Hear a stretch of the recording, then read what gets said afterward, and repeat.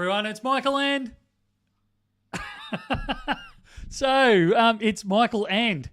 There are a distinct lack of people in the room. Matt is serving in the store. He is so pumped. It's been unbelievable today with the number of people coming through. Matt's been bouncing between phones and emails and the shop, and we couldn't manage to squeeze him out of the shop on time. I do have Ruben here. Ruben's either giving us a no voice or his best impersonation of Barry White. So we're getting this very husky. Give us the husky tones, Rubes. Hello, everyone. So poor old Rubes, we're going to give him a hard time through most of the live stream because he can't comment. Hello, everyone. So, yeah, all good stuff. All right, welcome to Friday. We will have Matt join us very, very, very soon. So for all those people that are stressed out that Matt's not here, don't stress. I've sent him a message to say, hey, get your skates on, and he should be here pretty darn soon. So thought we'd kick off with Vaughn's question, which I thought was an interesting one while we're filling in a bit of time with Matt not here. So Vaughn's asked, first question, BHP versus Anglo, and the fact that BHP want Anglo to get rid of their South African operations, so iron and platinum. What are your views? So actually reading all about this overnight. So for those that aren't in the know, BHP has made a bid for Anglo American. It's a multi-billion-dollar. I'm trying to remember now. I got conflicting reports. There was somewhere between $40 and $60 billion takeover, but there are some fairly strict guidelines in there, and it's non-binding. And one of the main ones that impacts or is good for discussion here is the fact that they're insisting on them unloading their platinum operation out of South Africa. So BHP obviously doesn't want it. So I think it's probably a bit much for BN to take on just yet. But it'll be interesting to see, A, how much they get for it, to see how much the market will value that, because that will be you're going to have to excuse Matt. He's going to try and walk across the cameras. I'm sorry, but I'm not. So you're going to get a full butt view of Matt climbing under a desk. It'd be worth good money. Yeah. So it'll be interesting to see what the market, because this will actually most likely throw the platinum play onto the market. Now, yes, that part of the operation is partially listed on the South African Stock Exchange. So it will be interesting to see how the market plays it out. And it will be, for me, it'll be a good highlight into whether platinum is a good longer-term play. Because if the market rejects it and doesn't want much to do with it, then we have to start looking at, is Michael been right banging on for the last few years or not, about the fact that platinum has potential in the longer term. If the market rejects it, I would revisit my opinion. I don't believe the market will reject it. I believe that the market will take it up fairly quickly and fairly enthusiastically.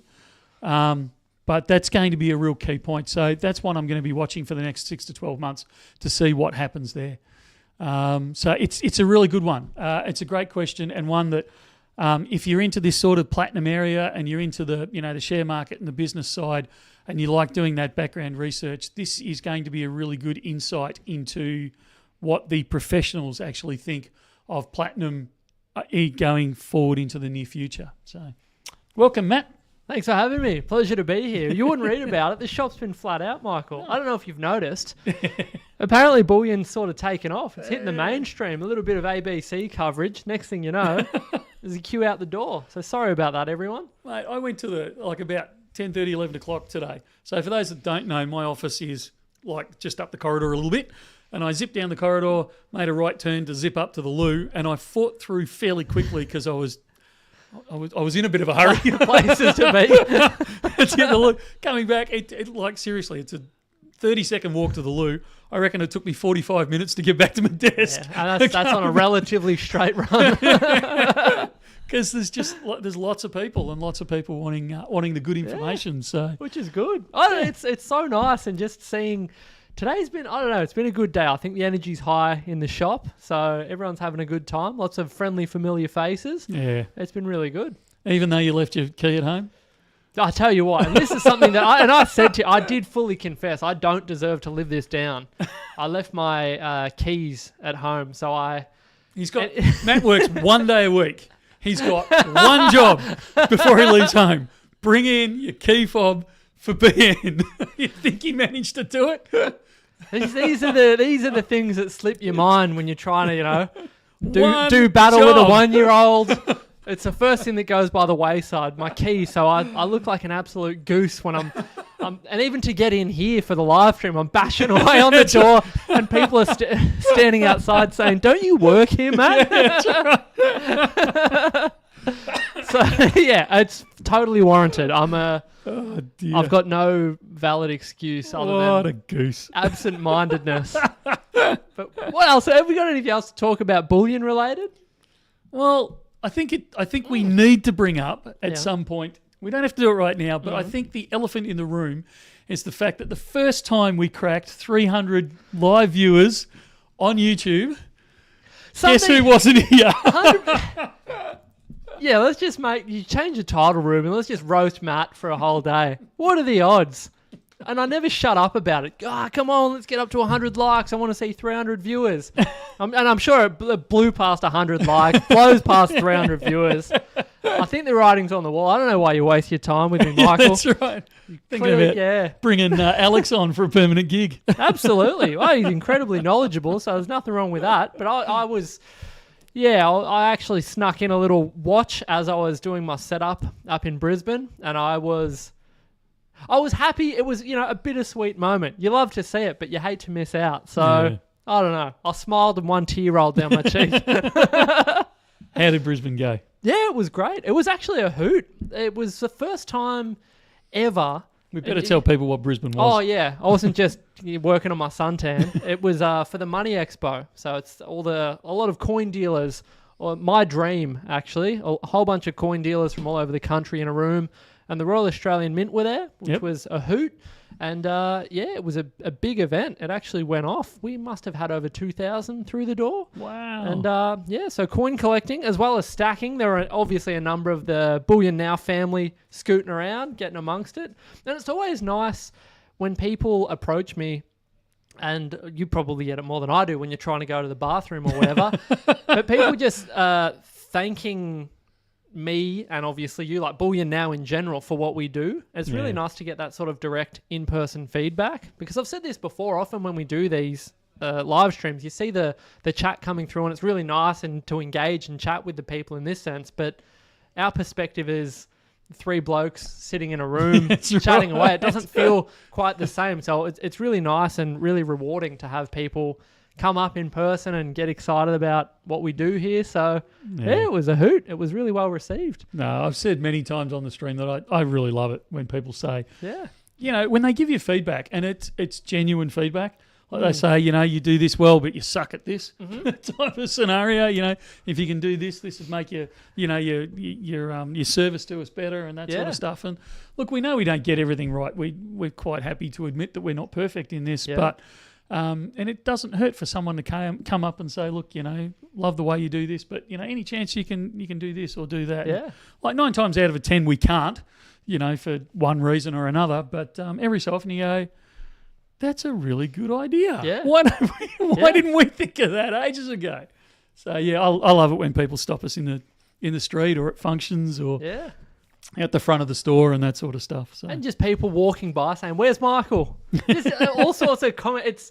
And you've said it before when, if you're out and about and someone just yells out a car window at you, it's very much like you know each other, but you don't, as in you and I don't know how. Yeah. So I just make the assumption, okay, I'm assuming they watch the channel or they get on board with the live stream. So it was a hoot. It was a really, really good event. And I think it's a positive reflection, sort of, and similarly to when we do the Gold Conference up in Sydney.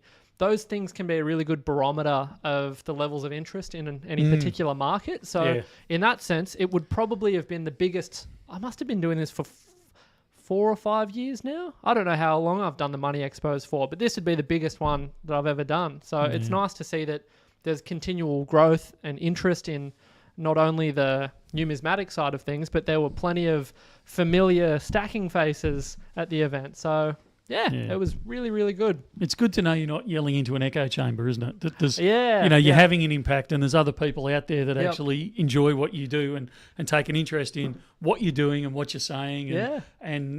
So I love it. I think it's fantastic. And one of the strangest things, something I never thought I'd ever do in my life, a friend of mine, a videographer, was up there filming some videos for the event, and he was absolutely spinning out because a young lady asked me to sign her Renix guide for her.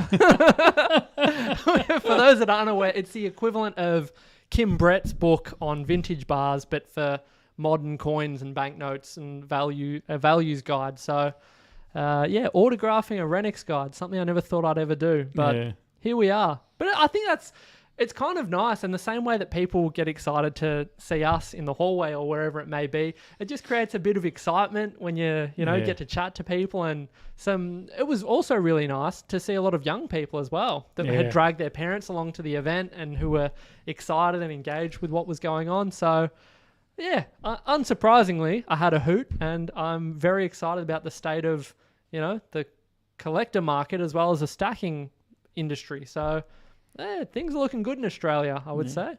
And did you meet the time trials that you were trying for? You wouldn't read about it. I think I sent Ruben a couple of videos. I managed to fill my shoes with sand. I did get permission because it's the athletic centre where they do apparently the Commonwealth Games and things like that. Yep. So I asked permission to jump in the long jump pit and run around a little bit, but I'm not as fit as I thought I was. You realise that pretty quick when you get out on a 28-degree day in the sun, unprepared, haven't stretched. But I promise next year, and I'll make sure I'll send a video back here for the live stream. I've promised, I don't know why, that I'll cut a hot lap of the whole thing. I say the stupidest things. You do know you're not covered by workers' comp up there, don't you, mate? Maybe I'll do it on a Segway or an electric scooter or something, but it's a massive... Once you start running, it gets bigger and bigger. So that's the update on Brisbane. Yeah. Good to hear. I think we've actually got an update on Brisbane, haven't we, Rubes? Oh, what have you done? Out the door and up the street, waiting to swap their cash for coins. Normally we get about 700 or 800, but with the Royal Australian Mint's attendance, it's probably going to be up over 2,000 this time. Collectors scrambled to be the first to receive one of the 5,000 specially made coins. I'm just collecting for my dad. He loves it, so we're all just doing what's good for him. He loves it, so Took the day off work for this. I feel like getting the Panthers premium coin and the 24 carat $100 thingy-majiggy. A coin enthusiast paradise. This year's Money Expo didn't disappoint. There was everything from coloured cash, old banknotes, and even the new King Charles coin. We're stamping a B for Brisbane as a counter stamp mark onto the coin. We've never actually seen a change in monarch on Australian decimal coinage, so it's a very historic event for Australia and for collectors. But it was some of the rare money which had collectors in awe. The hot ticket item this year is the 1930s penny, worth almost $30,000. There's only 1,500 of these left in Australia. It was produced during the Great Depression, and that's a coin that has been sought after by collectors and investors alike, and we've seen tremendous interest in it. The Expo's hoping it will sell this weekend. It's entirely possible. Elise Holden, 7 News. There you go. What a guy. What a time. So it wasn't me. It's not all talk. It was actually, people did show up, and it was a hoot. But I haven't highlighted this, and no one's pointed it out. But what kind of idiot wears glasses and has sunnies? That was the first thing my wife said. I said, "Oh, isn't this exciting? I was on the news," and she said, "Yeah, but why did you have your sunnies there? You absolute tool." But it was very similar to your ABC appearance. I'd reached out to them. No one said anything back. And doors open at 10. And at 9:30, Elise, the reporter, called and said, "Oh, we're on our way. We'll be there at 10. And I thought, I haven't organised anything. I'm running around like a headless chook, but... Because you had nothing else to do between 9:30 Well, exactly. and 10. I was just sort of, grabbing a coffee, lounging around a bit. But yeah, it was really nice. And like we always say, those things are nice to see highlighted by the mainstream media and to hopefully encourage people to take a look at, getting involved in collecting or stacking. And you fall down the rabbit hole. Next thing you know, you're watching a live stream and we're yakking away at you. So, yeah, it's good. So, did the 1930 penny sell? No, it didn't. But Oh. those kind of things, they trade fairly regularly. But I think at an event like that, it's almost like when we, do a world tour and drag around a kilo of gold. It's a headline item that gets people thinking about it, and it's entirely possible that someone goes away, thinks about it, I was and going then to say, phone calls start to happen, and Yeah. away you go. But invariably, in everything we've done along those sort of lines, if it doesn't sell straight away, it's built that inertia, and within a day or within a week anyway, Yep. Whatever it is long gone, even when they're worth, tens or even hundreds of thousands of dollars. Yeah. There's people. It was actually, we'll talk about it later when we come back to these Berlin bars, but people in the stacking community particularly, and even the guys that work here, this was a bit of a hot topic this morning in the morning toolbox meeting. The guys that are they can't see beyond the, I want best bang for the buck. I just, I want an ounce of gold, or I want a kilo of silver, or, and I just want the cheapest there. They just can't bend their brains around the fact that, hang on, this is just a round piece of copper, that's 90 years old, and you mean somebody's going to what were they selling it for? it was 27.5, that Right. one, which is that's a cheap one. That's a bargain, Yeah, 30 penny. So obviously, and that's why I asked, because the condition can vary incredibly. So, but like if I said that to the guys in the toolbox meeting this morning, they would have gone, it's a piece of copper. It's not even precious metals. Yeah. Like, why would somebody pay 27 grand for that? In what world? Yeah. And yet, in the same breath, the guy that I'm thinking of that would say that, like if we said we had a 1972 Dodge available for him, Yep. he'd spend more on it than a brand new flaming car. It's like, can't you bend your brain from the Dodge through to, a penny, or, the Berlin bars and that sort of stuff. So It's like your iconic Mona Lisa Yeah. comparison. It's not just worth the paint and the canvas and the frame. It's it goes far beyond that, and it is a slippery slope, as we often highlight, which is highlights again the importance of doing your research, speaking with knowledgeable people, and equipping yourself as best you can with the correct information before you shoot from the absolutely. hip and start spending big dollars willy nilly. Yeah, look, I really want to pick up on this, and I do it multiple times. People are probably sick of me saying it, but that, get good advice from people you trust. You cannot undervalue. Let me rephrase that. You cannot overvalue. You cannot overvalue in this industry. You cannot overvalue a good bullion dealer or coin dealer that can give you good, honest, independent, if you like, understanding that what they do for a career flavors whatever they're going to say. But somebody that's actually going to spin out for you. These are the things that you look out for. These are the good things. You've got to make the ultimate decision, but these are the things to look out for. And you've got to get that good advice. Yeah, absolutely. It's like quite literally going into uncharted territory without a map. Yeah. If someone can at least give you a couple of, waypoints to look out for and help orient yourself. Yeah. It's worth its weight in gold, you might even say. That's the one. All right, we've probably waffled on Yeah, enough. we've done questions. enough on Brisbane. What else is happening? Yeah, there's heaps of questions coming through. So these bars have been pretty popular, evidently. The phone's been ringing off the hook. The bars sold it. So for those Prop it up while you talk. For those that don't know, these are the Berlin bars. So these are produced by Germania Mint for the World Money Fair in Berlin. And It's too risky. I'll just hold it while you talk. they sold out in Berlin Thanks. all of about 20 minutes. So incredibly popular. Like it went off chops. Like just absolutely crazy for them. Germania were so unbelievably generous with us in that they saved 17 of them to actually bring back and share with the Bullion Now family. So I was just, like when they told me, I was just over the moon about it. Like I couldn't thank them enough. So anyway, they sent them over here and we released them this week, Thursday, I think it was, yesterday. Yeah. Yep.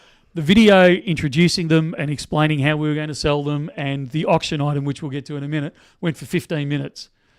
They had sold out in under 12. So It's a double-edged sword with these things, right? You don't want to be a victim of FOMO, but you also don't want to miss out. So anyone that went, okay, I'll watch the video, I'll get to the end of it, and I know everything, now they're gone. Yep. So it was just crazy. Yeah. And we did put a limit of one per person, so Yep. it's not like somebody came in, Oh, there you go. Yui's saying they sold out in 6 minutes. I didn't see exactly when they sold out. I didn't know Ruben had released the video till probably 5 minutes after he'd released it. So it was too late. You were 4 minutes too late. Well, I made the mistake and I watched the video and then I went, I wonder how popular they are. Oh, okay. They're all gone. Yep. Kind of like a book. Reminds me of a book we once highlighted on a live stream. Right. So, look, great thing, but I'm really excited that they've done them. There's only 500 of them. I'm sure they will do them again for next year's Berlin World Money Fair. But the one thing that got us really flustered, really excited, was they sent us, and it's in this box here, they sent us certificate number 1. Numero uno. Yeah. Nice. So that is up on the website for auction right now through till Sunday at 7 o'clock. Yes. Winner. I got it right. Getting the hand signals from Barry White in the corner. If you wish to bid on it, it's available on there. Now, this is what spinned them out in this morning's meeting. Yeah. Where it's near enough to, last time we checked it, $2,500 for a 2-ounce silver bar. And that was like what? It does get like that in this industry. I'm saying that it'll go higher. Like you've moved from the stacker market into the collector market. This is, and I use this term very loosely, don't run too hard with it. It's the Mona Lisa of 2-ounce bars. Whoa. So you're never going to replace it. Like, this is it. It is number 1.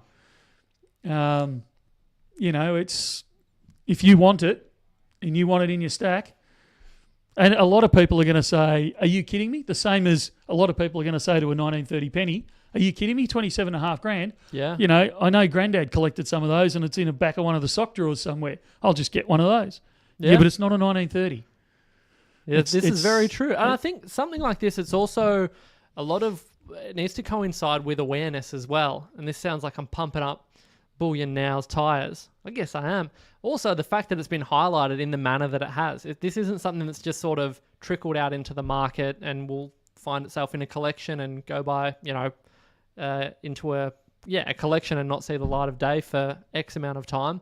It's the type of thing that now that it's been promoted and highlighted, I think tongues will be wagging. People will be chatting about it. We've been chatting about it. So I think funny you say that, because Ruben highlighted just before we came on live stream that somebody's got one of these for sale on eBay, and part of their advert is actually a screen grab of our bar going for $2,500. Exhibit A.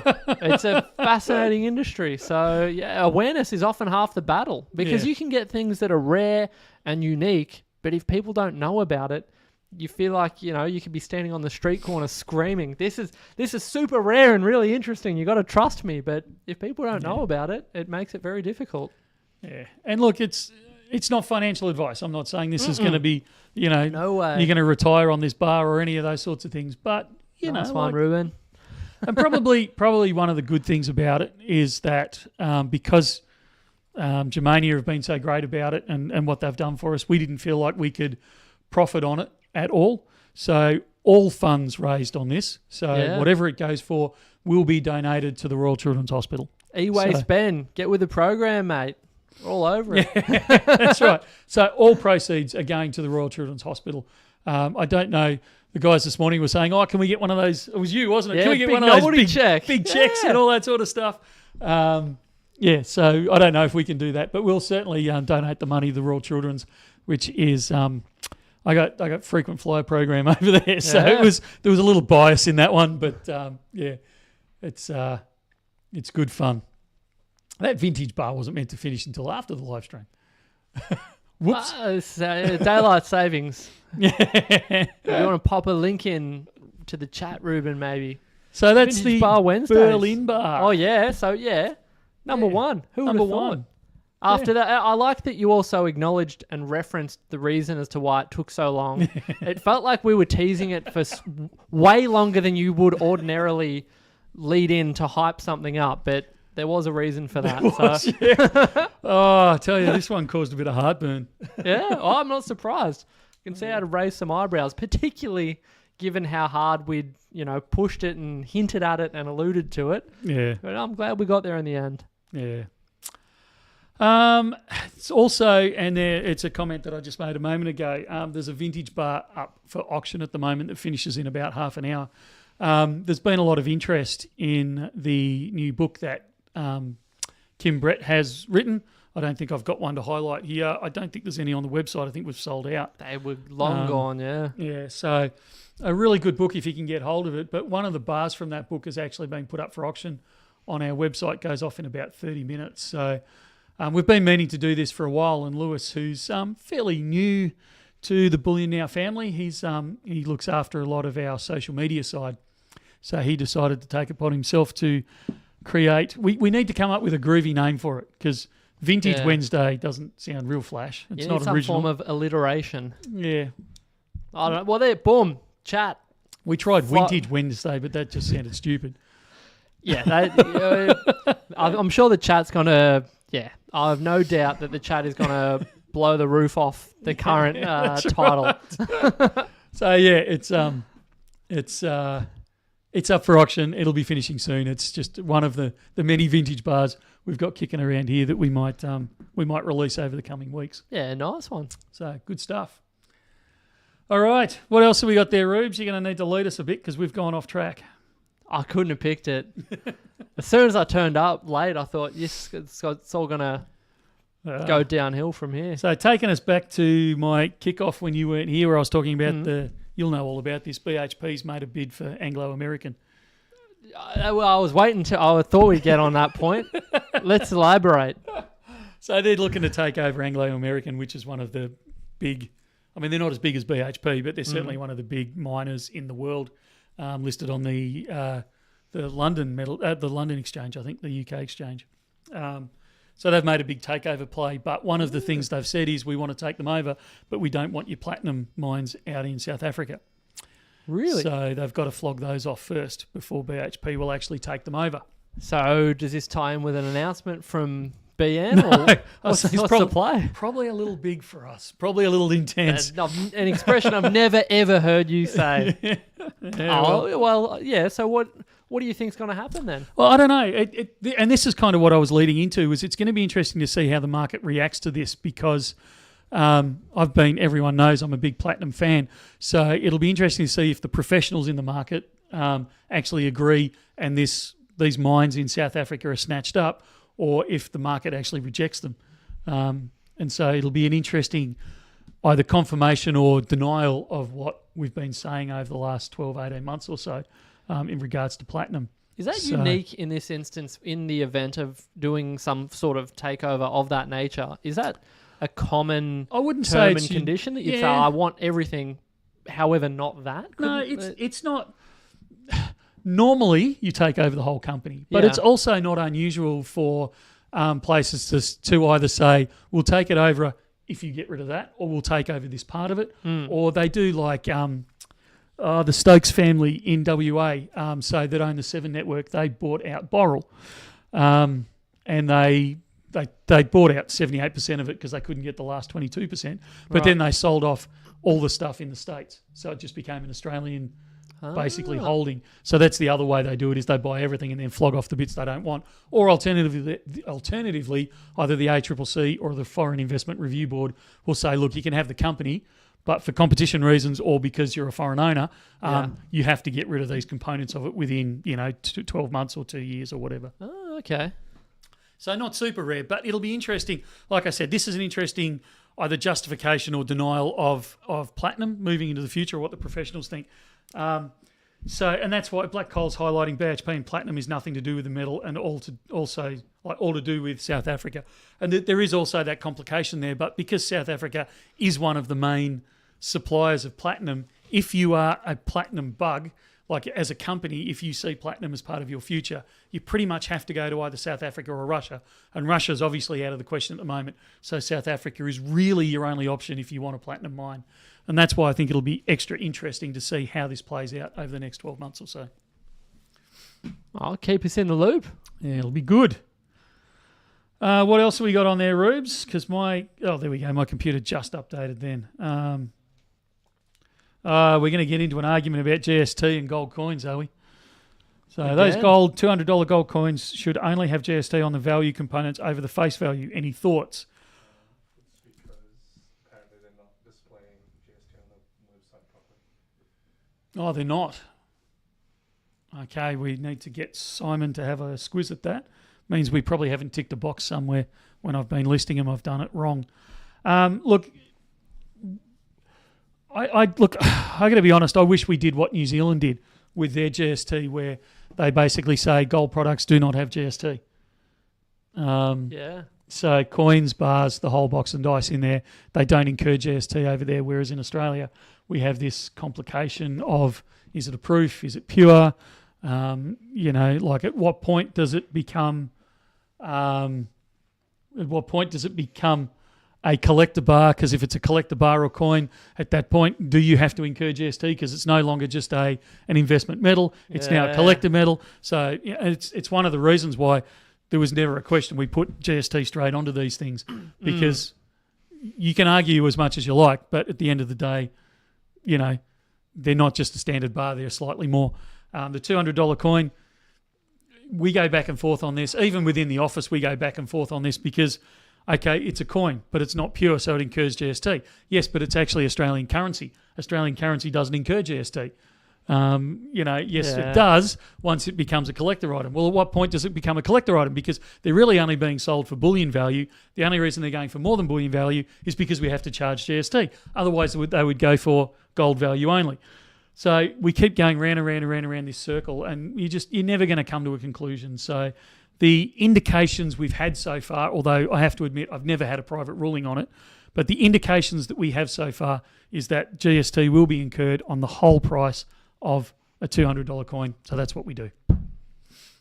Who would have thought when they produced that coin what a circus they were creating? Because they were only about $220 or something when they first came out. Face value plus GST. Yeah, they were incredibly cheap, comparatively, and they would have thought, oh, this would be a nice little, just a nice little item that we can sell out into the market. It won't cause any issues down the line. 40 years down the track, and here we are, still arguing about it. It's good fun. Leo's got a great question there. So if I have bullion in storage with Bullion Now, can I come to view them but then leave them in storage with BN, or do I have to take them? Look, my official answer is you have to take them because we have to pull them out of storage to show you. And it does take time and effort to do it. The flip side of that is, look, if you want to come in and see them once, we have no issue with that. Like, everyone. You're giving me mixed signals here, Michael. Yeah, well, look, I'm trying to be. If I say yes, you can do that. Yeah. Well, I'll guarantee you we have someone that comes in every Monday at 9 o'clock and wants to see their flipping stack. And who could blame them? Well, I don't blame them, but I just know that we can't do it. Yeah. Because we first viewing's free, and then we're going to have to establish some sort of, because fee. it's. I was going to say it's a pain in the backside. It's not a. It's something we're really pleased to do. Like, because we get why people want to see their stuff. Like, absolutely, we understand that. But because particularly Matt and I, we're both, avid coin bar collectors, and we like getting up at 3 a.m. and opening the safe and having a look at nothing wrong with that. Yeah. our latest favourite piece. So we get all of that, and I want to manage it, but we also have to run a store and make a profit at the end of the day. So I don't want to be paying Matt his extortionate hourly rate to, go and find your stuff in storage, pull it out, bring it back, ooh and ah over it with you, then pack it all up and then go and put it back into storage in the correct place again to have to do it again the following day. So. Well, there's a queue snaking out the door around the elevator bay, right. People getting upset. So, look, if you want to see it once, we can probably swing it. If you want to do it every other week, it's just not going to happen.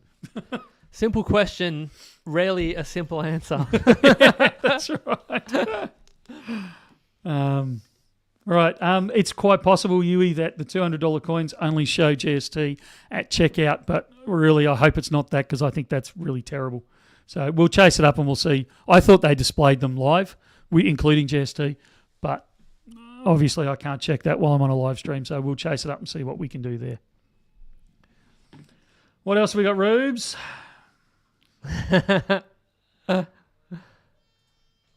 He's so quiet today. Yeah, it's just not natural. Not feeling it. Well, we've got any upcoming releases? I think I asked you about this morning. We've got some things coming down the pipelines, right? I believe we do. Yeah, anything of note? For the past probably 2 months, we've been getting roasted about the Royal Mint and about, you keep saying, I'll bring in a monster box of that. Which one was it? It was one of maybe the Bull of Clarence? No, we've had the Bull of Clarence. That's been and gone. The Beowulf. Oh, yeah. So that's happening? That's happening. I paid for them during the week at some point. Very good. So they will be. We might even have a tracking number on that. Yeah. We do have that coming in. We also have international. There was a question on there I just want to touch for a second. Are you required to add GST to international sales? No, we're not. So stuff we bring in from overseas, we are. If we're selling it to an Australian, but if we're shipping stuff overseas and it incurs GST, we're not required to charge that GST. In fact, I'm 99% sure that the website recognises you're overseas and actually doesn't charge you the GST. So the things we do have coming in or that have arrived. Rubes, what's the thing in my office that we were supposed to do an unboxing on today? Oh, Steamboat Willies. Oh, really? These are really... Wheelie. No, these are going to be fun. I don't know how we're going to come with these, come across with these, because these are the first ones that are, or the first thing that I've come across that's been out of its trademark era. Yeah. So you no longer have to get Disney's permission to actually reproduce Steamboat Willie. You still do for Mickey Mouse, but not Steamboat Willie, which is what Mickey Mouse was initially. In 1923. I'll believe you. No one fact check me because I'm pretty shocked. It's got to be pretty close to that because we had the centenary of Mickey Mouse fairly recently. Yeah. So is this a private issue or is this a... This is a private issue. So they're bars and rounds. They're not coins. Produced by one of the major American mints over there. Ah, okay. And they... I haven't opened them yet, so I don't know what quality they are. But traditionally, this company's a pretty good quality. Apparently, it's 28, not 23. So semantics. Yeah, near enough's good enough. So they have arrived. I don't know how we're going to pitch them, but I'm very excited to see that sort of thing. I'm waiting for the Winnie the Pooh coin because that's come out as that's no longer under embargo, not embargo.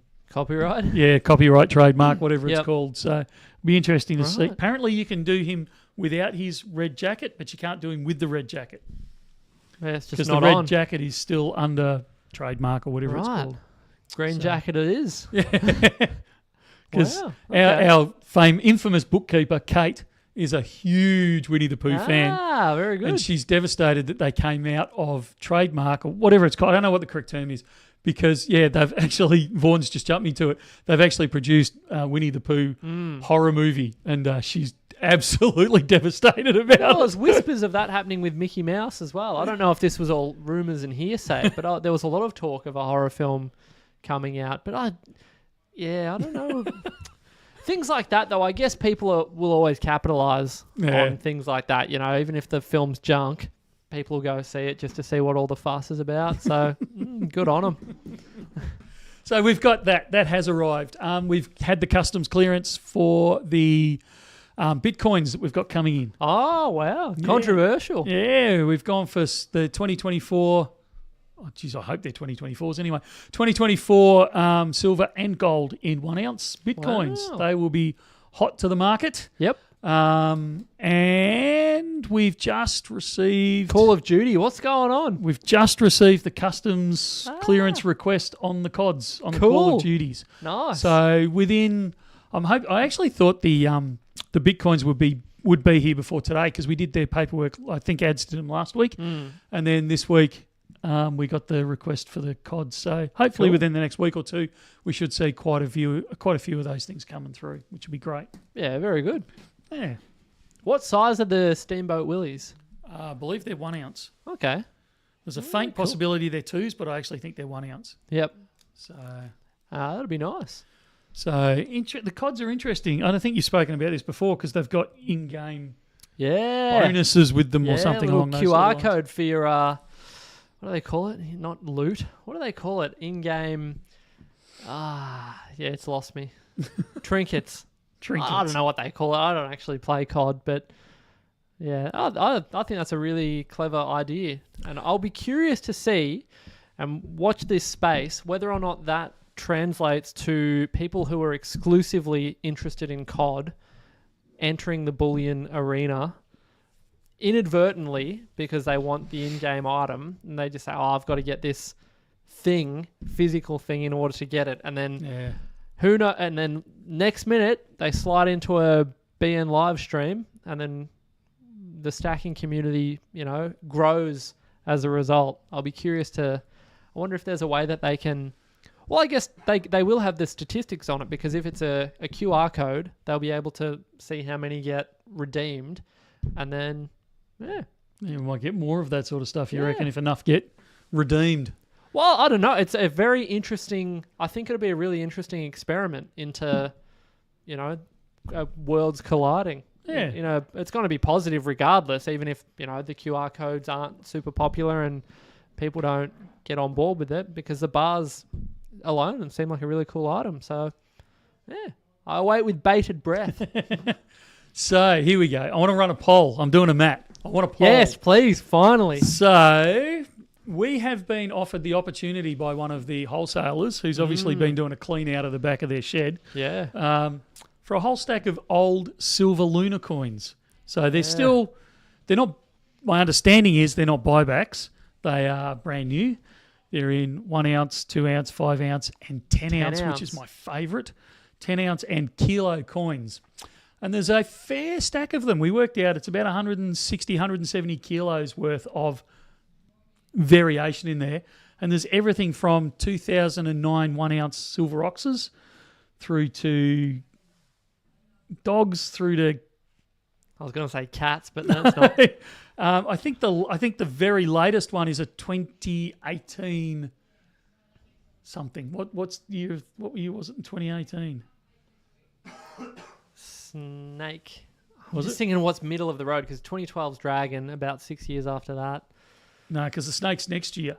So the snake's after the dragon.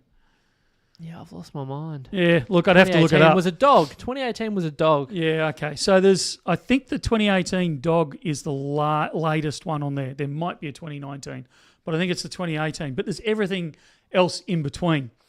So my question is, and people have already jumped on voting saying go for it. The thing is, they're not going to get them at normal wholesale price. We're going to have to pay a little bit. It's not drastically more. I was actually fairly impressed with it. But it is more. So you're going to end up paying for the 1 ounce. I think I worked out it's going to be about 25, like retail. I think I'm putting numbers out there at the moment that I can't actually hang my hat on. But we're on the whiteboard here. Take this with a pinch of salt. I think you're going to be paying somewhere around about $25 over spot for like a 2009 ox. Somewhere between $60 and $70. Yeah, so kind of that 70. So if you said $70, I think we're fairly safe. Does anyone want to change their vote? Knowing that price, that it's going to be, you're not going to pay. You can't change. Oh, hang on, let me see. Yeah, you can't change. We've cooked it, Ruben. Okay. We've absolutely cooked it. Let's do the poll again then and see if we get a different answer. Now there's a little more information at hand. Are we okay with paying more for them, because you're going to be able to fill some of the holes in your collection? You're actually going to be able to buy more than one. Like, I think there was 200 of the 209 ox. So we can actually... 2009. Getting all jumbled up. 209, did I? I think there was 200 of the 2009 ox. So it's a series 1, for crying out loud. So I think... I actually think it's a screaming bargain, but I didn't want to launch into 160, 70 kilos or whatever it was. Ooh, you're going to do it anyway. It's already happening. Yeah, well, I see it's changed now. But see, now you're sort of just justifying. It's happening regardless. You're all fizzed up about it. I've never seen Michael so excited about a potential deal. Well, if there's a couple of holes in my collection. Exactly, it doesn't actually matter. This is more informative, but... They had me at the point where they said, "Oh, we've got this stack of 10-ounce ones as well," and I almost said on the Don't spot, worry, yeah. "I'll just take the 10 ounces." Don't. Yeah, Like- you got my details on file. Yeah, that's right. Make it happen. Whether or not even if you need to fly over and pick them up yourself, doesn't matter. Well, you can't go past the 10 ounces because they stopped them at the end of Series 2. Yeah. And look, some of these are Series 1s. As far as I understand, they are in good nick. They're not second-handies. I dare say we'll get some through with the occasional tone, which doesn't stress me out at all. But we'll go through them when they arrive. But it looks, I think even at a 50-50, I think it's still worth. Well, you've got 100% of the people in this room that are excited about it. So plus an extra 50% of the viewers, it's going to be a hit. Yeah. And like some of them, there's 3 of these and there's 10 of those and 8 of these. So like even if they take a month or 2 to sell, I don't think we'd get stressed about it. Exactly. You're not going to look at it and frown. Yeah. No matter what. Even if no one turns up to buy them, you're going to be happy. So Well, I'm going to be happy about it. The company may not be, but I'll be happy about it. I'll be excited. I'll be happy. Well, there you go. The things are moving. It's Yeah. going to be good. So we worked out the kilo coins we could actually do at not much more than a kilo dragons going for at the moment. Wow. And there was kilo 2012 dragons in the stack. Yes, it's going to be a hoot. Yeah. So I think it's I think it's a goer, and I think with that feedback, I think we should do it. So I'll give ads the go ahead, and before you know it, we'll be swimming in old Luna. Unreal. Can't wait. This is very exciting times. So good stuff. All right, what else have we got, Rubes? Come on, mate. Don't be quiet. Jump forth. Get into it. Me being nasty. What was the big news from this week, Matt? Oh, now you're putting me on the spot. I like when we roast Ruben instead. What So was the spot big price. news? We got to talk about spot price. Because this time last week we were swimming yeah. around at $2,700 Australian an Yeah. ounce. And everyone Sorry, thought... 3,700 Australian an ounce. Yeah, next stop 4,000. It's on the cards. It's a runaway freight train. So I want to say I picked it because I said there's going to be a pullback.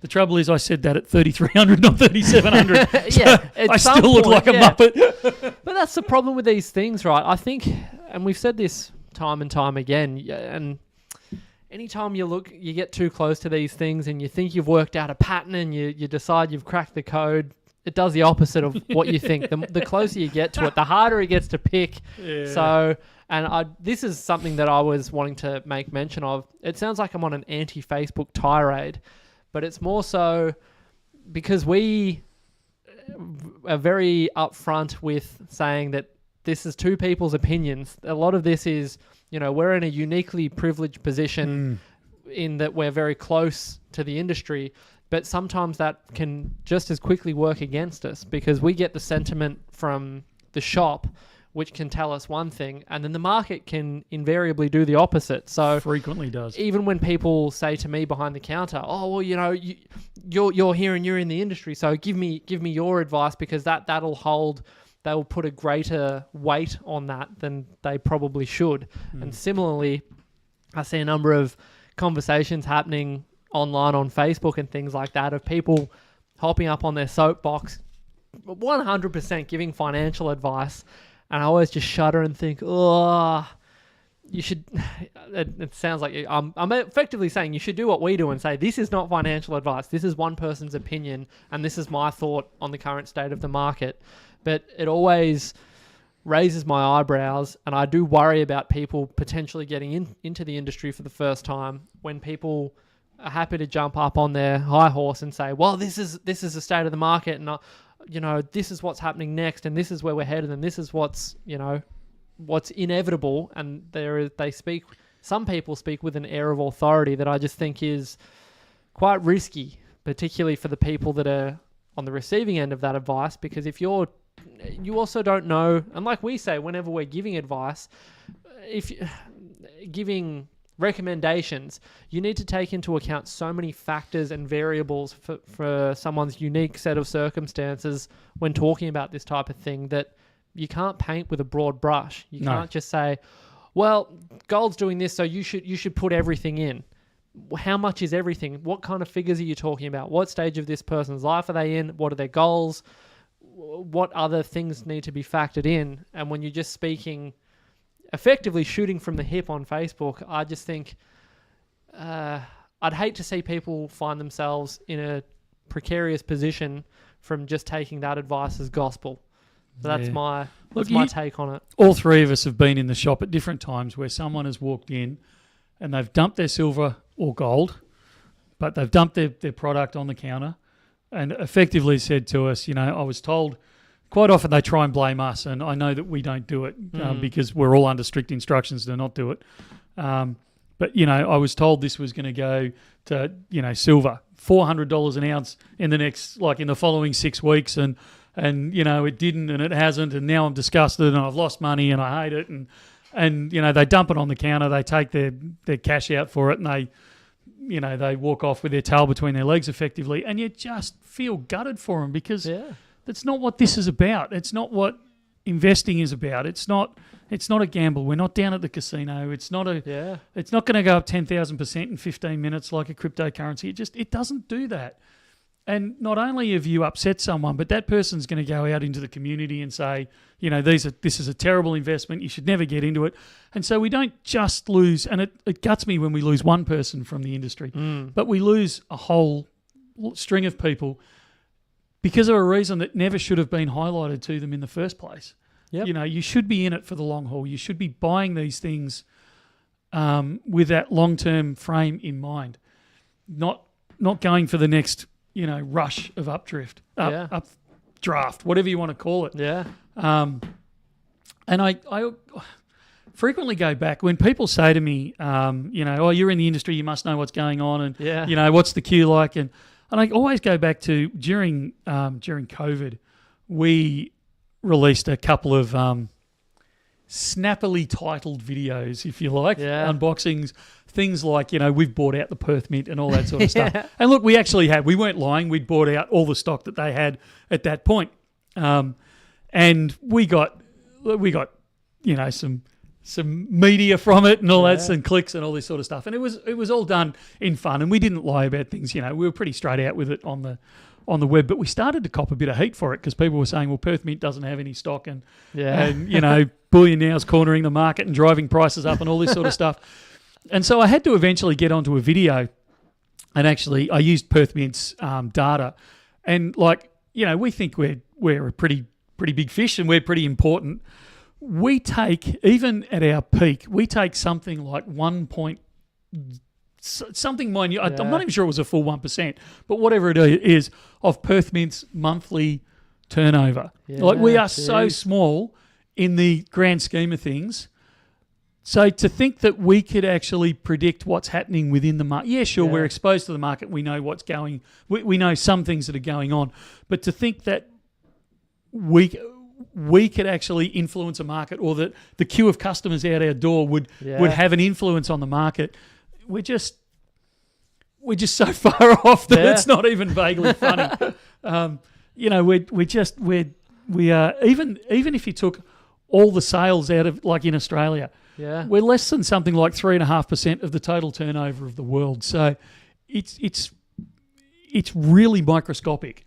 Yeah. And as good as we think we are, we're not. We have a good time doing it. We certainly do. We certainly do. Oh, it's good fun. All right, what other questions have we got?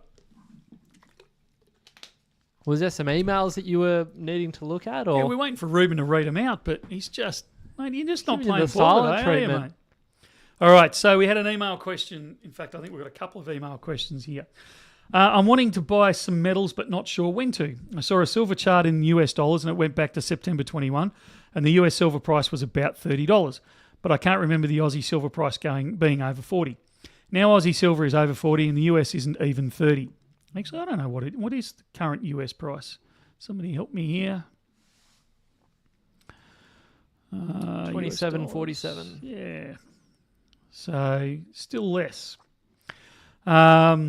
Now, silver, 40. If the American dollar tanks against the AUD, will our silver price take a big hit? Even gold for that matter. Normally, if the currency price goes down, metals go up. But will this be the case if the American dollar goes down, but only against the AUD? All right. So they haven't told me who's in on this one, but who wrote it. But that's okay.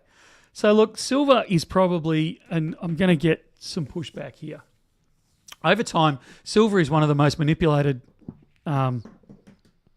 metals that's out there. And I know that, I think it was only last week or the week before, I said I don't carry the belief that the market is manipulated as a lot of people do.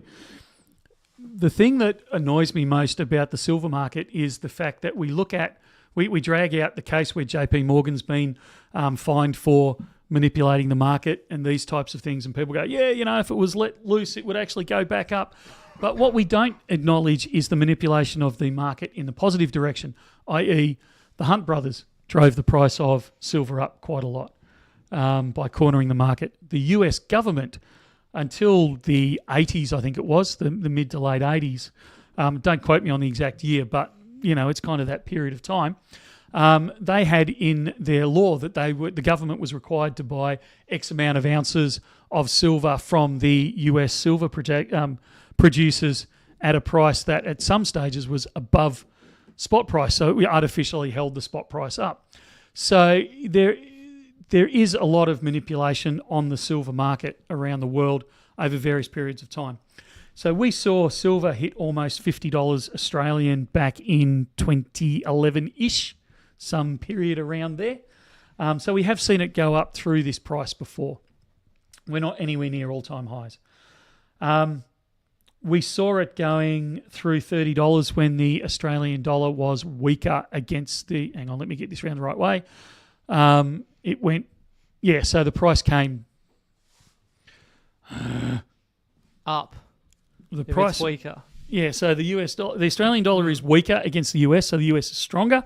Therefore, it costs us more in Australian dollar terms to buy an ounce of gold. So we've seen that. We saw that back 2021 during COVID. We saw the US dollar getting stronger, the Australian dollar getting weaker, so it drove the prices up quite a bit. We're now on the other side of that. We're seeing the US dollar come up a bit, but not as strong as it used to be a little while ago. And we're seeing the price react accordingly. So you're 100% right. If the US dollar goes down, then we will absolutely see the price change in Australian dollars. That's the thing that we always talk about on this channel, is the fact that these precious metals are priced in US dollars and then converted into Australian dollars. So you're not only playing the metal market, you are also absolutely playing the foreign exchange market, and you've got to keep that in mind whenever you're investing in these things. Will it go up through higher than what it is now? Look, I believe in the longer term it will. And that leads into a whole discussion about rarity of product and uses moving forward into the future. But when it will breach, $30, $40, $50 US or, $40, $50, $60 Australian, no one really knows. What you've also got to keep in mind in that one is something I want to pick up on, is where you say, but will this be the case if the American dollar goes down but only against the AUD? It would be an extremely rare case where the US dollar moves in isolation against one currency. It would have to be major problems in Australia to cause that. Normally it goes against the basket of currencies. I hope that in a roundabout way answers that question. 25,000 subs. What do you make of that, Michael? I think it's Bit fantastic. of a milestone, quarter of a century. It certainly is. That's cool. It's not quarter of a century, mate, because a century is 1,000. So if you've got 25,000, it's got to be more than... Century, millennium. Quarter of a millennium? I don't know what I'm talking about. At any rate, who would have thought, when you started out this channel a couple of short years ago, it seems like, sometimes it seems like just yesterday, and sometimes it seems like, you've been around forever. But it's pretty cool, huh? It's been great to see 25,000 people come on board. And sure, not all of them are still active. Yeah. Statistically, some of them are even dead, probably. Okay, all right, fair enough. It took a turn for the worse. So, yeah, did I say century is 1,000? Century is 100. Millennium is 1,000. So I was right. No, you're not. No. Yes. Again, with the details, we're getting bogged down. So actually meddling, odd job, beat me to it. Always double check your change when Matt gives it to you. That's why we have a cash counter. I'm giving out centuries instead of millenniums. And lots of calculators around the place. But it's great to see that many people come on board.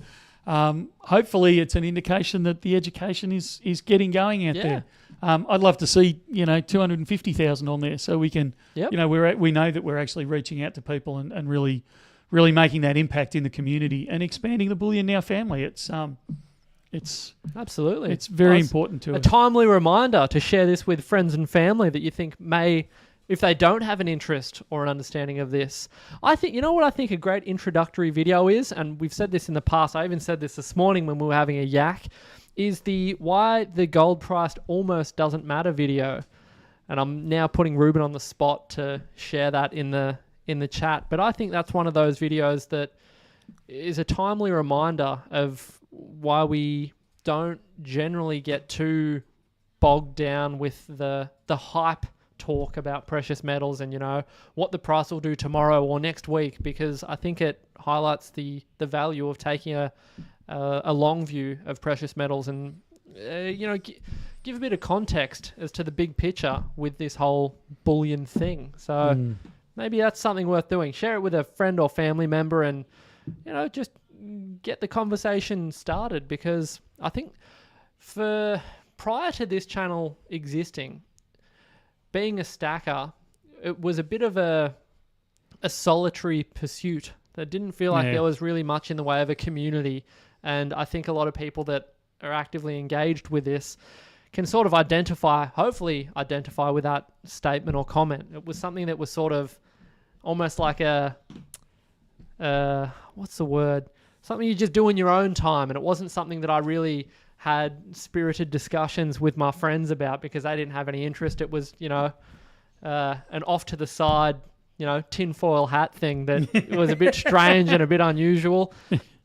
Two words that I'm probably synonymous with. But I think, as channels like this grow and the community grows, and I said today in particular, there was something about it today when I popped out to come down to the other office to grab something.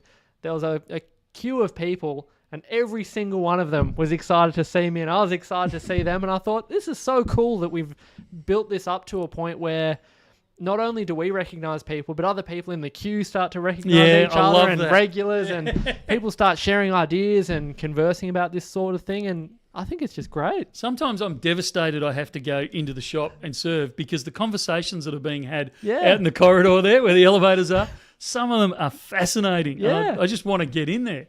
But it sucks. Got to run a business. What a bummer. That's right. Got to make some dollars occasionally. Oh dear. Good fun. I had an interesting, occurrence during last weekend and this week where, you're saying the old videos and the education and that. A friend of my wife's contacted her and said, you guys, I know Michael does, like you've got Bullion Now. Can you give me any information about, about gold and that? I'm looking at getting some. Yeah.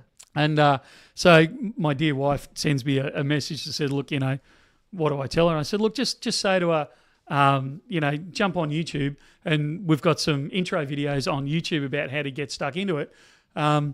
Just get her to watch a couple of those. It'll probably answer the questions, because we were drowning and I just didn't have time to take a phone call for questions or anything at that point. Anyway, I get a message over the weekend and that was on the weekend, get a message back saying there aren't any really basic videos on our YouTube channel. Really? So that was my response. Yeah. I went, really? Yes, there is. I know I've filmed them.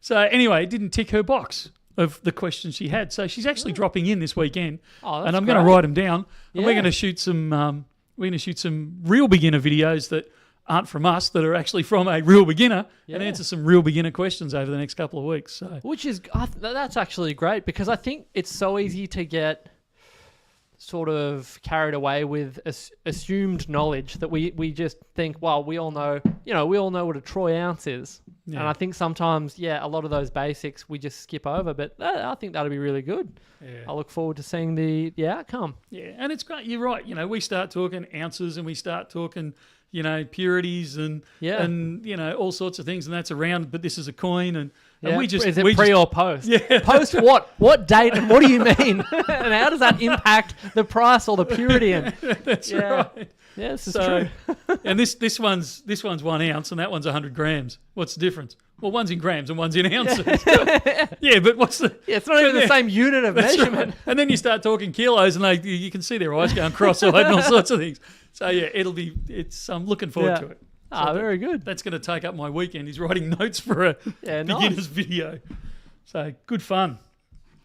All right. Now, for all those that have been waiting for signatures from young Kim, who Yes. wrote the book on vintage bars. Kim came in this week to see me, and there we go. We got a picture of him madly scribbling away on graffitiing someone's book with his autograph. So they have been done. There are a few things that a few people around here that have to also add some signatures that have been requested to the books. Yeah, that was meant to happen today. Yeah, well, I think It's been a busy day. You need to do it because I think you're the one that we're going to be waiting on because you're only Checks in out. 1 day a week. Yeah. So Which I keep getting reminded of when I forgot my keys. So, so Kim's been in and dropped those off, and there was a reason I was going through those. He's been signing off all those books, so they should be coming out very, very soon. I did hit him up for some more books, and he did hint that he does have another small supply, and there is a very faint possibility that we might even see another 200 come in stock. So we're Not very, faint. very... Not faint. If you need a poll, I can organise that. Don't be, semi. Don't just allude to it. I want to see many, many more books. That kind of thing is so. I'm going to stop because I'm just going to do a whole lengthy plug again. But that sort of information is so valuable to the community and so interesting, just objectively. Like even you said, but people that aren't even interested in stacking or bullion can just look at it just as Australian history. Yeah. That sort of thing it needs to be preserved and highlighted. You can't just rely on, the Victorian Museum or someone. Well, they'll take care of it, I hope. But I think it's a really great thing that he's done. I love the fact that it gives you a non-risk way of talking about your stack. Yeah. So rather than, having a kilo gold bar sitting on the coffee table for, to talk over with people you barely know, Yeah. you can actually have a coffee table book like this that highlights them. And everyone, like I've got mine at home and I've left it out, usually inadvertently, but I've left it out on the coffee table type scenarios or on the corner of the couch. And invariably either one of the kids or a visitor or one of the kids' friends will pick it up and they'll start flicking through it and they'll go, oh, wow, look at this. Yeah. Oh, isn't this cool? And it'll start a conversation about, well, like, have you ever thought about, or they'll say, oh, I've always thought about buying gold at some point. And, I didn't even know you could really do it. How do you do it? Oh, well, these are the sort of things you need Funnily to talk enough, a guy. But just from, just your average person, it's that icebreaker if you ever wanted to talk. And it just looks cool at the end of the day. Yeah, absolutely. But, it's not about an icebreaker if you've got someone that you want to talk to about your stack. Yeah. To just leave it out there and it gives that non-risk way. Because you don't have to say, oh, yeah, I've got one of those and two of those and three of those and half one of those. And you can actually just say, oh, yeah, look, I just picked this up from a shop I was passing through. Yeah, I just thought it was really cool. Yeah. And go from there. So, yeah. I think that's the ultimate plug, what you've described there, rather than just us, a couple of bullion diehards saying, oh, it's really good. Yeah, honest. Yeah. If you've No got bias whatsoever. You've got that bullion stacking dork in your family. So it's good fun. Yeah. Now, Ruben sent me a message here about a meme-style picture showing consistency of gold since 1929, and I've got no idea what he's talking about. This was from one of our customers, wasn't it? That's right. We did a video on something very similar to this a long time ago. Yeah, I happen to have just mentioned it. Yeah. This one here. 10, I'm assuming they're kilo bars, mate, but I'm sitting a bit away from it. So, so 10 kilos would have bought the average home, 10 kilos of gold would have bought the average home in 1929. So 10 kilos now, I mean, you can do the maths yourself in your area. But 10 kilos would now buy you the average home in 2024. Yeah. So that is the that is the perfect example, and that one was actually not done by us. So I'm not going to claim any bias in this one. Here we go. Ruben's actually sent me a Barry White in the corner who won't talk with his husky voice. Sent me something to read out. So 1929, the price of a troy ounce of gold was $20. We talking US or AUD? US. There are 32.151 ounces per kilo bar, so that equates to $6,430 for 10 kilos of gold. Would you pay $6,500 for 10 kilos of gold? $6,500, geez. For 10 kilos. And how annoyed would you be if you'd picked the top of the market and it had dropped the next day? Utterly devastated. But that's the problem, right? You get the emotional attachment. I'd think, geez, this goose is cooked. I've peaked. And I think that actually ties in with any time you are buying precious metals, or I guess it applies to a lot of different markets, you need to ask yourself, a lot of people are unlucky, but are you unlucky enough to have picked the all-time top ever for them? Exactly. Like I can pick the top of the market if I'm buying, and I can pick the bottom of the market, the exact bottom of the market, if I'm selling. Yeah, doesn't matter what it is. Yeah, single-handedly cause a spike in the market. Some unprecedented news will break, and away you go. All right, continuing on. Today, on April 8th, 2024, an ounce of gold is worth $2,344.90. So I'm assuming this is in US dollars. So that equals $753,885.35 for 10 kilos of gold in USD. Average home price in the USA in 1929 was $4,902. So 10 kilos of gold would have gotten you a nice size home. Average home price in the USA today is $412,000 and change. So 10 kilos would get you a nice size home today as well. It's not that gold has gone up in value, it's that the dollar has lost 99.14% of its purchasing power since 1929 due to the printing and expansion of the currency supply. That's pretty devastating, isn't it? Yeah, it's actually really bleak when you think about it in those terms, because I think it's a common view that people share in the industry that precious metals are increasing in value, and it's something that people are looking at as a growth thing rather than a stability thing, rather than the decline in purchasing power. It's easier to wrap your head around a scarcity mindset and it's rare, therefore it's increasing in value. But it's not. It's actually pretty dark. When your hair is my colour, you will be able to look back and go, now I understand, because I used to be able to take $1 to the fish and chip shop and buy enough fish and chips to feed not just my family but the neighbours and half the street. Yeah. Whereas nowadays, I haven't been into a fish and despite even my a size. minimum chips will make this your is what I eyes was going to water, ask. yeah. What is it, $5? Yeah, I think you're probably in the order of about $5 for minimum chips. Yeah. Yeah. So again, that'd be a maximum chips back in the day. $5 worth of chips. Yeah, they'd be saying, well, we need to get one of those fruit carton containers for it. We used to run a kids club. Like, I'm going back into the dark ages.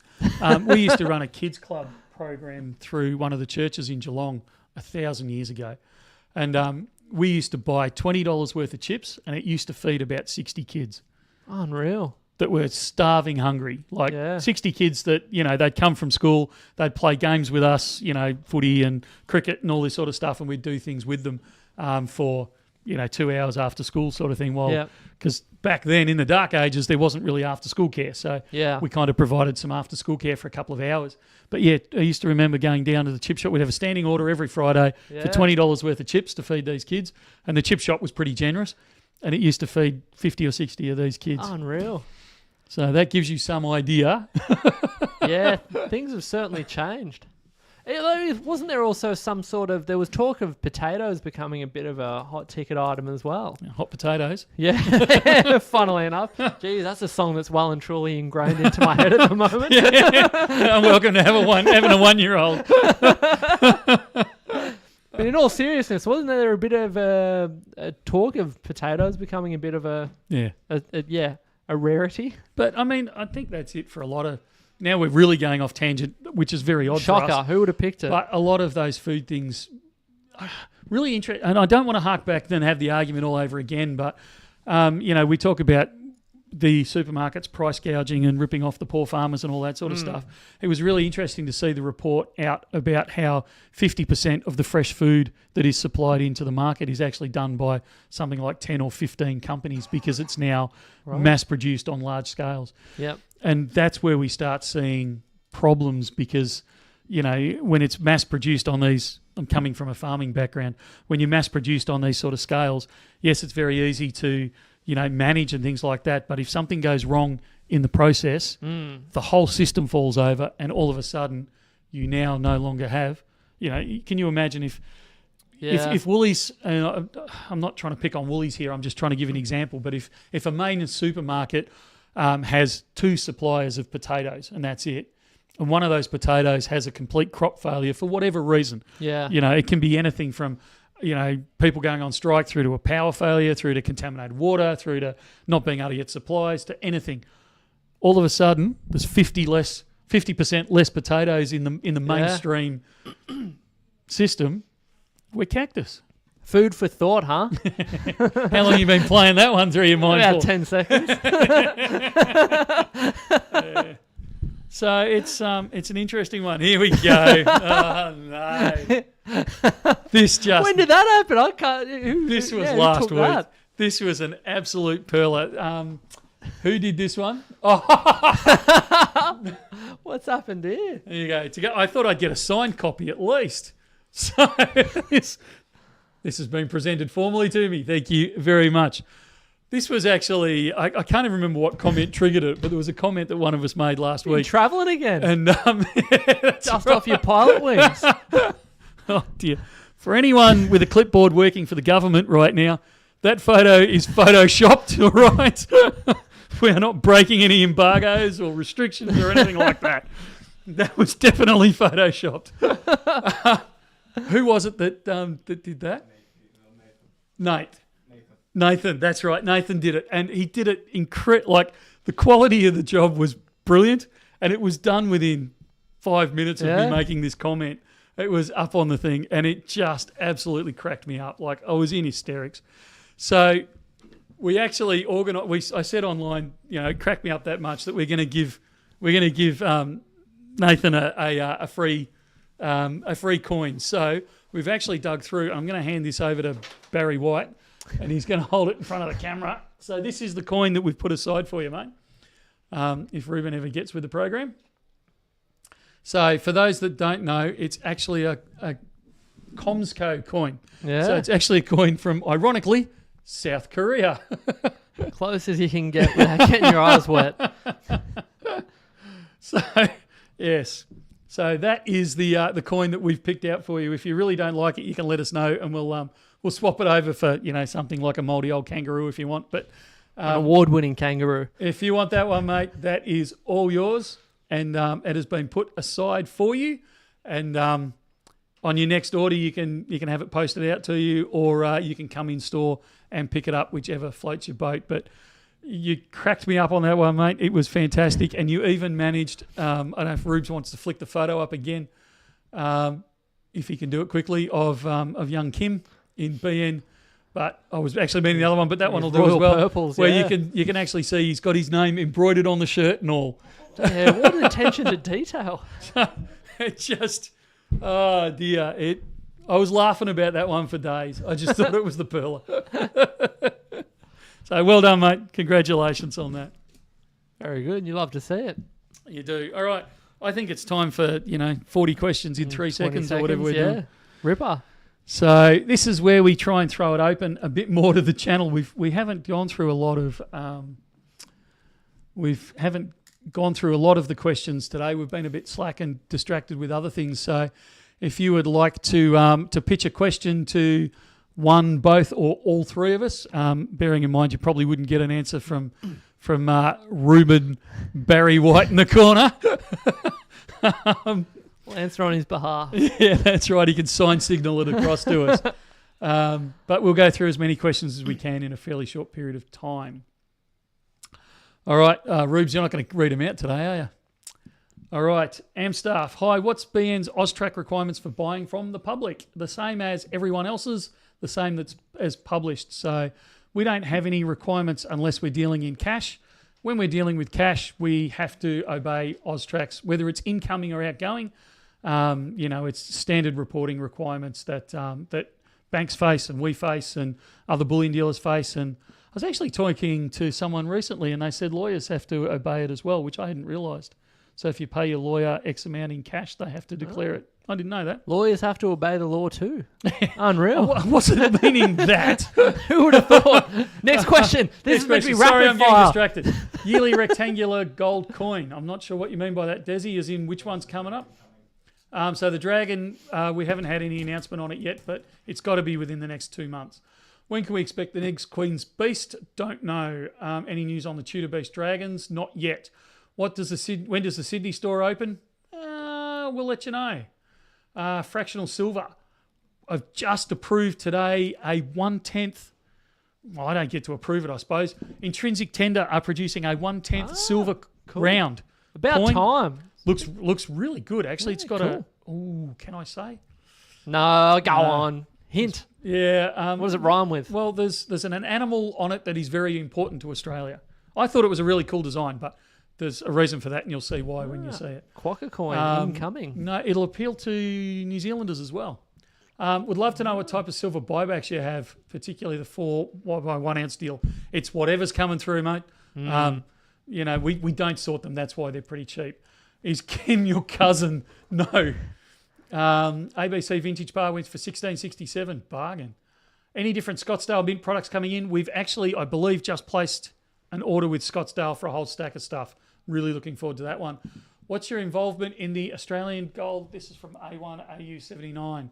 What's your involvement in the Australian Gold Conference this year? Looking at buying tickets this weekend and flights from the Sunshine Coast. Absolutely. We are going to be there. We are doing a big presence again on the Monday night. We are sponsoring Monday night, which will be great for... People always say this when they're trying to flog things off, but it's great for beginners all the way through to experienced. We're going to cover a whole stack of topics. We will be there. There'll be other members of of Bullion Now there. There'll be a lot of the Bullion Now family there. It's free to attend. I'm not actually trying to flog anything off on the Monday night. The conference itself for the Tuesday, Wednesday, good on you. This was Ruben's does cost request. money, but the Monday night is entirely free, and we'll have a lot of other people there looking at not only just stacking gold and silver, but also how to get into buying mining shares, how to get into ETFs. Yep. Not EFTs. Yeah, no, I always try and say EFTs, the ETFs, and those types of things. So if you're going to go, love to have you there. We'll probably do some form of BN Wild Bash at the same time as well. The pick needs to be in the background, please. Good on you. What do you guys think of China reducing the dependence on Aussie ore? I don't think they'll ever completely do it, but I think they will threaten to do it because West Africa, getting stuff out of there is always interesting. Australia is Ruben's winding me up. Australia is a much more reliable country there. For deliveries, any new germanium mint runes coming in? Yes. What is the rough percentage of bullion dealers that use cash? I wouldn't even know how to calculate that. The Berin Bar is up to $3,334 apparently. Does capital gains tax apply to bullion? Official answer from the tax department would be yes. Dragon and Koi, don't know. Can I have one of those bear bars? Yeah, good on you. This year's emu, haven't heard. Don't know about that comment. Good about time. New radar germanium mint rune. Yep, don't know about that one. Too expensive, 1/10. Favourite gold coin for both of you. What's yours, mate? Sorry, what was the question? Favourite gold coin. Favourite gold coin, the Adelaide pound. Or were we talking about a bullion coin? I don't care. You can go with Yeah, the Adelaide go on, pound. Adelaide pound, lock it Yeah, in. that's all right. Mine's the Perth Mint Dragon. Yeah, Bar. you've been raving about that one. Yeah, love that one. I know it's not technically a coin, but it works for me. Yep. What's a troy ounce? A troy ounce is 31.1035 grams. It originated in France, in the town of Troy, where most of the gold and silver dealings used to occur. And then it got adopted wider and wider. How is Michael's dog? She's actually not happy at the moment. Will she get another cameo soon? Yeah, she's currently wearing I'm calling a cone head. She's wearing one of those cones because she's got a serious scratch in the left side of her face. She's currently on antibiotics because it's got infected. Jeez. So there you go. It's a good job she made the appearance 2 weeks ago and not this week because she's not looking real happy. Do you like my slogan for Vintage Wednesday? Relive the charm of yesteryears with Vintage Wednesday. It's a bit long. When will Germanium Mint Gold 1 ounce bars be back in stock? Should be any day now. XAG 1 ounce coins incoming. Well, they'll be, short answer's yes. No NFTs as far as I'm aware. Is there an Australian BN tour on the cards? Well, not officially, but we will be in Perth next week. And I haven't actually mentioned it yet, but Thursday night we will probably be doing a BN shindig somewhere around about the Perth Mint. But we're still in negotiations to try and get that nailed down. When is the money fair? When is the next money fair? Funnily enough, it's in Perth in July. There you go. Mid-July. Bricks thoughts. There's a lot on bricks. That's not going to be rapid fire, is it? No, my thoughts on that is it's any advertising is good advertising, but I don't think it's going to initially have a massive impact on pricing.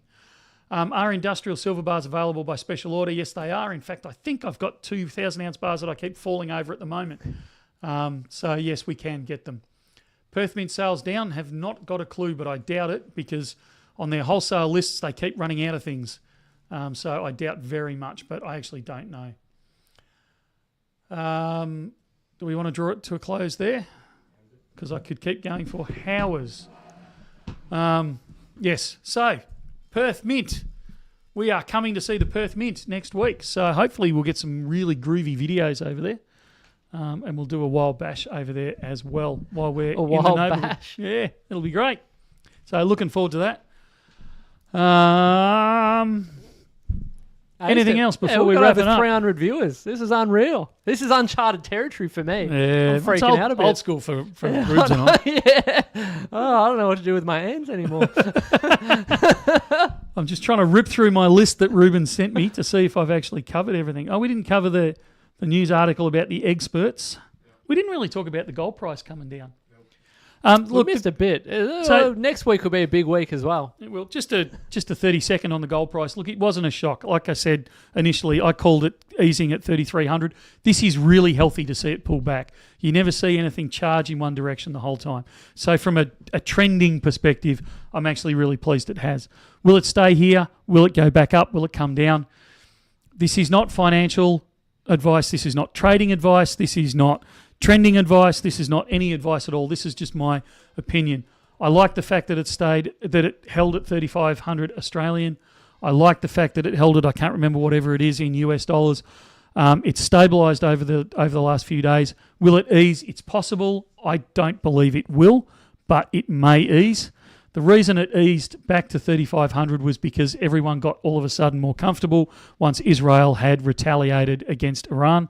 And basically everyone said, job's done. We're not going to take this any further. All it takes is another bad day like that, and we're back off to the races again. Will we see it below $3,000 Australian again? I doubt. Will it ease below 3,500? It's certainly not impossible, but I'm not looking for that. But as I said, I called 3,300 to be the peak and that we'd ease back from there, and I was obviously very, very wrong on that. That's a really quick burst on my opinion on spot price. But again, not financial advice. That is purely just opinion. What else we got? We mentioned that. Meme, you did. Perth next week, 60 questions in 34 and a half seconds. We did. Aced it. It's been a massive success. Thank you very much for dropping by, Matt. An absolute pleasure. Next time I'll bring a pair of keys. Yeah, that'd be good to see. so we're not having the doorbell rung and bang, bang, bang, bang, bang on the door all the time. Late for the stream. It was for good reason. I was having a good yak with a customer. So, all these things work out in the end. Good stuff. Thanks for coming, Barry White, making a special appearance over there. You're welcome. So we will be back next week, but next week will be a special week because we're going to film the live stream from Perth. Wow! So you might be making an appearance from Melbourne because you're only here one day a week nowadays. So we'll leave you in Melbourne. So I don't know if we're going to link in with you in Melbourne or if we'll. I don't know. I've reached out to Perth Mint. I've begged for them to have a slot at the Perth Mint so we can do it there. Yeah, sitting in front of the 1 ton coin. Well, yeah, we suggested that, but it's a bit dark in there. But I said, Bring a light. Well, I Easy. actually said, don't worry about it. We'll actually manoeuvre it outside, and we'll have it in the sun outside. Fortunately, it's round. Yeah, you Yeah, just we roll can it just out. roll it out. Yeah. Got a wheelbarrow. We can do the Canadian thing and just put in a wheelbarrow and take it out.